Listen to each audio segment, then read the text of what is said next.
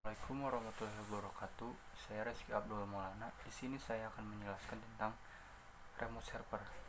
Yang pertama, pengertian remote server. Apa itu remote server? Remote server merupakan server yang ada akses yang menjadi bagian dari proses yang dilakukan klien tanpa harus membuka koneksi secara terpisah, langsung maupun juga berbeda. Yang selanjutnya adalah fungsi remote server. Fungsi remote server yang pertama digunakan untuk mengendalikan komputer lain. Misalnya ketika Anda ingin mengakses perangkat lunak atau software yang terdapat di komputer lain, jadi Anda tinggal mengecek atau melihat software tersebut melalui komputer server.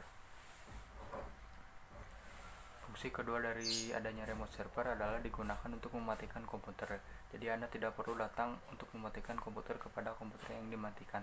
Anda bisa mematikannya lewat komputer server. Selain untuk mematikan komputer, remote server juga bisa digunakan untuk menghidupkan komputer. Jadi Anda bisa menghidupkan komputer melalui komputer server. Selain fungsi-fungsi yang saya sebutkan tadi, saya akan menjelaskan fungsi lain yang dimiliki oleh remote server. Di antaranya, yang pertama digunakan untuk mengawasi dan mengontrol komputer lain. Yang kedua, remote server digunakan untuk melakukan perbaikan atau maintenance dari jarak jauh. Yang ketiga, digunakan untuk memodifikasi setting registry dari jarak jauh. Jika kalian ingin menggunakan remote server, di sini saya akan memberikan langkah-langkahnya. Yang pertama, Anda harus menentukan lokal maupun remote server pada kedua server. Kemudian, Anda harus melakukan konfigurasi agar server tersebut bisa melakukan akses terhadap remote server. Yang ketiga, di remote server nanti Anda harus melakukan pengaturan agar dapat memetakan user dan login. Yang terakhir, Anda harus menentukan pemilihan terhadap remote yang digunakan untuk melakukan pengecekan password. Selanjutnya adalah kelebihan dan kekurangan remote server. Kelebihan remote server yang pertama, mudah digunakan walaupun dengan jangkauan jarak jauh. Yang kedua, menyalakan dan mematikan komputer secara jarak jauh ataupun melalui remote. Yang ketiga, mengontrol penuh terhadap mouse dan keyboard.